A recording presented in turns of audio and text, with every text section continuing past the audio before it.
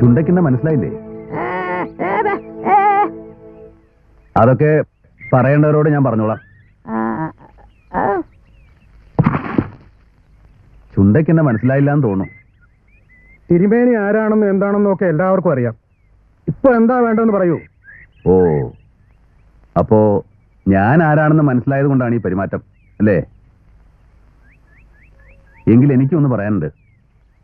നിങ്ങൾ ആരാണെന്ന് എനിക്ക് മനസ്സിലായിട്ടുണ്ട്. അതുകൊണ്ട് കൂടി തന്നെയാണ് ഞാൻ ഇങ്ങോട്ട് വന്നത്. കഥകളെല്ലാം ഞാൻ അറിഞ്ഞു. പക്ഷേ സംശയിക്കണ്ട, ഇപ്പോ ഒരു ദൗത്യവുമായിട്ടാണ് ഞാൻ എത്തിയിരിക്കുന്നത്. ശത്രു എന്ന നിലയ്ക്കല്ല, മിത്രമായിട്ട്, ബന്ധുവായിട്ട്. ഇനിയെങ്കിലും എന്നെ വിശ്വസിച്ചുകൂടെ?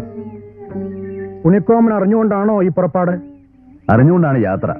പക്ഷേ നിങ്ങൾ എവിടെ ഉണ്ടെന്നുള്ള കാര്യം മറ്റാർക്കും അറിയില്ല. വരിക, നമുക്ക് അകത്തേക്ക് ഇരിക്കാൻ. തിരുമേനി, അയാളെ ഈ ഭാഗത്തൊന്നും കാണാനില്ലല്ലോ. ഏത് വഴിക്കാ പോയതെന്ന് കണ്ടതുമില്ല. ആ മലമുകളിൽ കയറി നോക്കിയാലോ? അവിടെ എത്തുമ്പോഴേക്കും രാത്രിയാവും. പോരെങ്കിൽ ഈ കോപ്പ് ചുമന്നുകൊണ്ട് ഒരടി നടക്കാൻ മേലെ എനിക്ക്. വാ, എന്നാ പിന്നെ ഇന്ന് ഇവിടെ കൂടാ. ഇനി എല്ലാം നാളെ മതി. എഴുന്നേറ്റ് ഒരു അടുപ്പ് കൂട്ടി ചങ്ങാതി, നന്നായി വിശക്കുന്നുണ്ട്.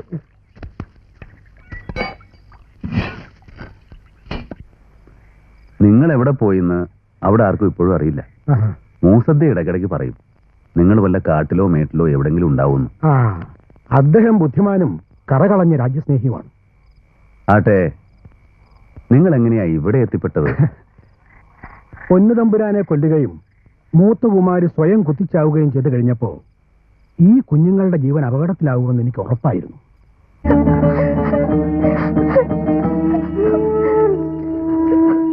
എന്റെ പരദേവതേ, എങ്ങനെ ഈ ചുറ്റുമതിലിന് പുറത്തു കിടക്കും? ചുറ്റുമതിലിന് പുറത്തെടുക്കാൻ ഇവിടെ ഒരു രഹസ്യ വഴിയുണ്ട് ആശാനെ.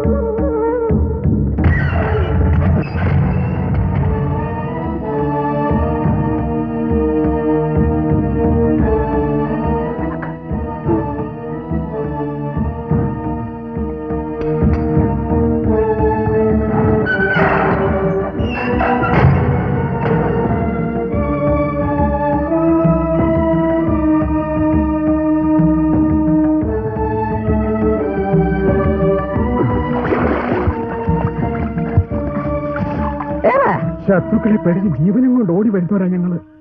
ഈ കുഞ്ഞുങ്ങൾക്ക് ഇനി ഞാനേ ഉള്ളൂ. ഇനി ഇവിടെ നിന്ന് ആ ദുഷ്ടന്മാർ ഇവരെയും കൊല്ലും.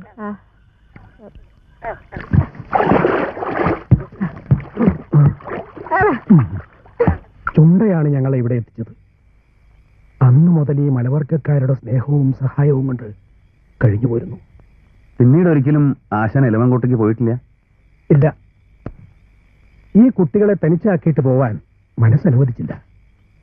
എപ്പോഴാണ് ഉണിക്കോമന്റെ ചാരന്മാർ ചാടി വീഴുകയെന്ന് അറിയില്ലല്ലോ. പിന്നെ മാസത്തിൽ 2 തവണ ചുണ്ട ഇലവങ്കോട് ചന്തയിൽ പോവാറുണ്ട്. നാട്ടുകാരുടെയും വഴിപോക്കരുടെയും സംസാരത്തിൽ നിന്ന് കിട്ടുന്ന വിവരങ്ങൾ അവൻ ഒരുമാതിരിയൊക്കെ പറഞ്ഞു കേൾപ്പിക്കും.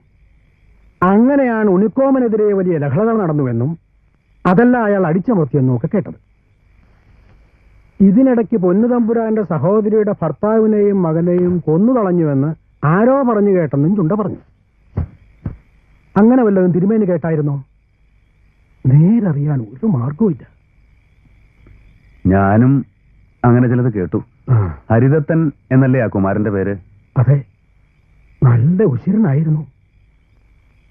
കുമാരിയുടെ മുറച്ചെടുക്കനും. ഇതെല്ലാം എങ്ങനെ സഹിച്ചു എന്തോ. അവരിപ്പോ ജീവിച്ചിരിപ്പുണ്ടെന്ന് പോലും ഈശ്വരനെ അറിയൂ. ഇലവങ്കോട് ഏത് ഭാഗത്താണ് അവർ പാർത്തിരുന്നത്? വടക്കൊരു ശിവക്ഷേത്രമുണ്ട്, അതിനടുത്താ. ശങ്കരിമഠം എന്നാണ് ഇല്ല പേര്. അവിടെ എത്തിയിട്ട് ഞാൻ അന്വേഷിക്കാം. അന്വേഷിച്ചിട്ടെന്താ? ആർക്കെന്ത് ചെയ്യാനാവും?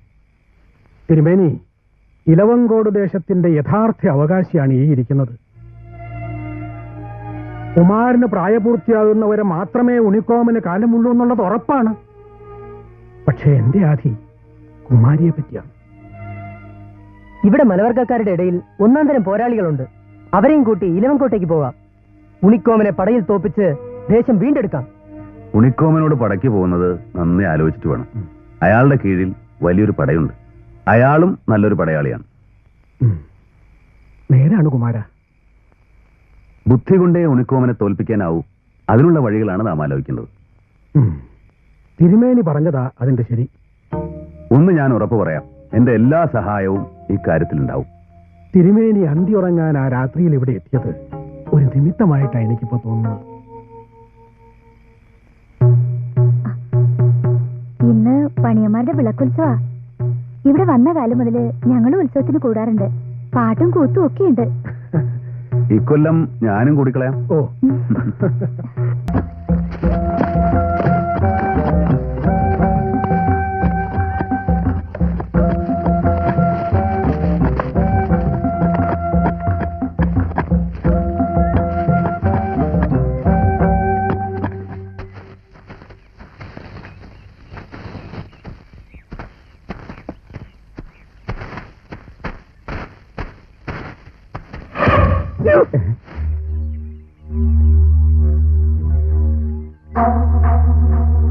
എന്താ കുട്ടി കടതമാശ കാട്ടുന്നോ?